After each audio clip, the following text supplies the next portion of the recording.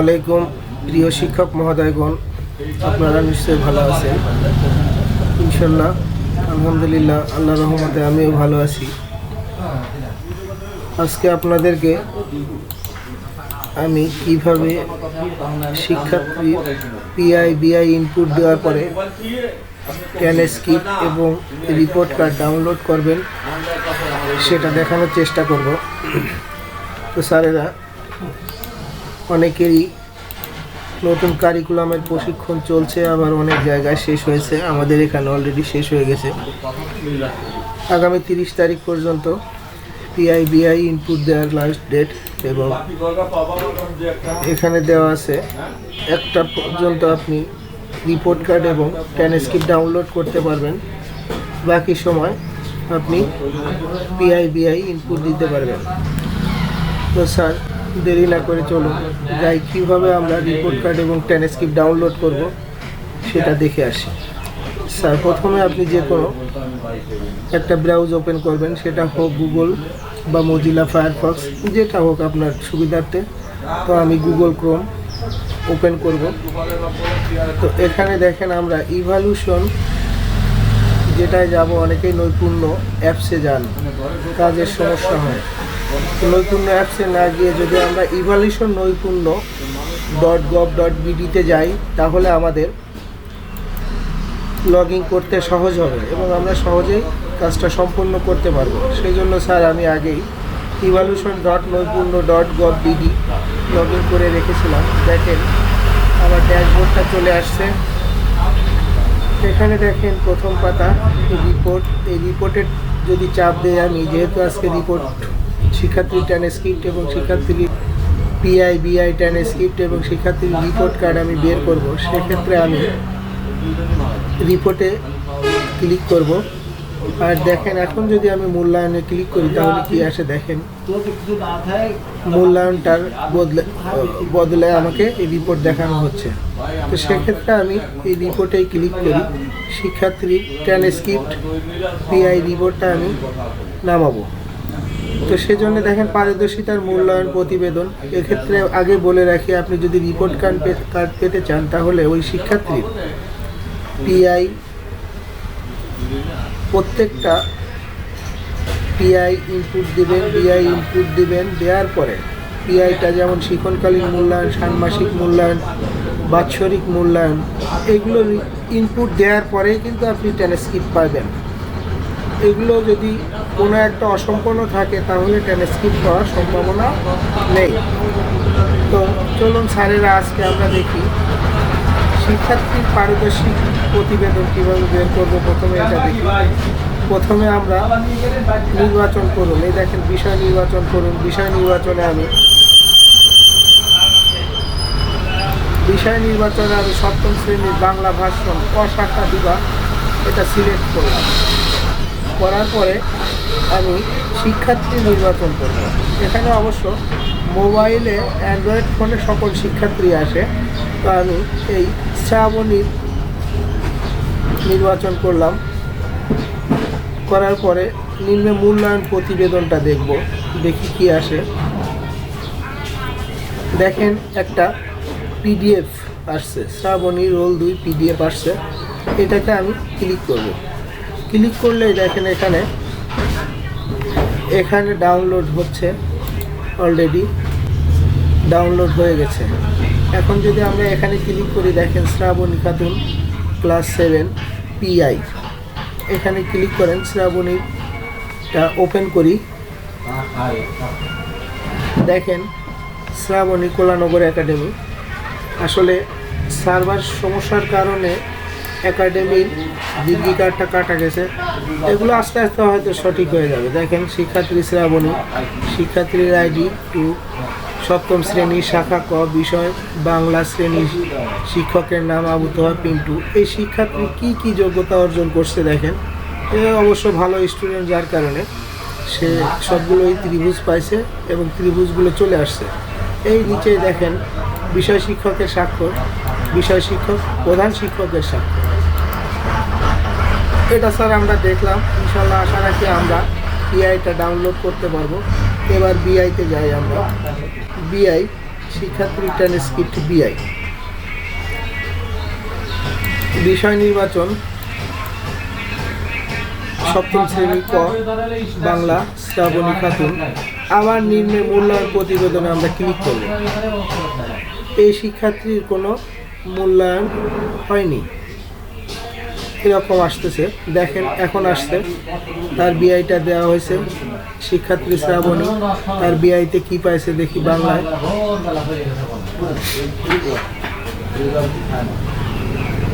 একটু সময় নিচ্ছে স্যার ডাউনলোড হতে।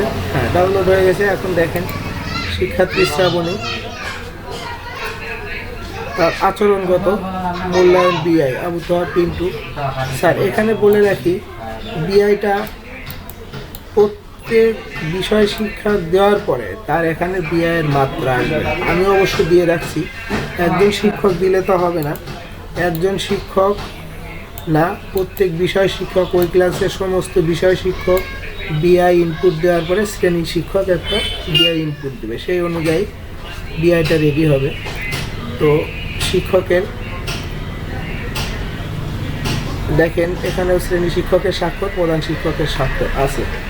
আমরা বুঝলাম বিআই এবং পিআই কীভাবে ডাউনলোড করব। এখন চলেন আমরা মূল কাজে যাই। প্রত্যেক শিক্ষার্থী পরীক্ষায় অংশগ্রহণ করার পরে তার একটা রিপোর্ট বা রেজাল্ট দিতে হয় আমাদের। তো আমরা অনেকে রেজাল্ট নিয়ে খুব ঝামেলার মধ্যে ছিলাম। অনেকে ওই যে একটা সূত্র ব্যবহার করে নিজেরা হাতের মাধ্যমে তৈরি করছি, কিন্তু আমাদের আর এখন সেই ঝামেলা থাকবে না।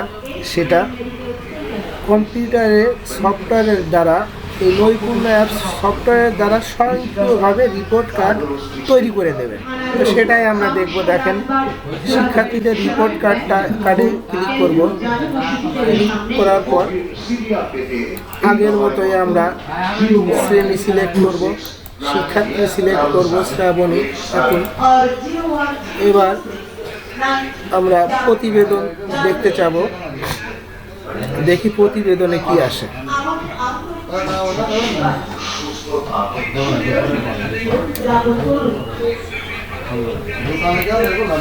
প্রতিবেদনে কি আসে একটু দেরি হচ্ছে, আমরা অপেক্ষা করব। প্রতিবেদনে কি আসে এটা দেখার জন্য আমাদেরকে একটু অপেক্ষা করতে হবে।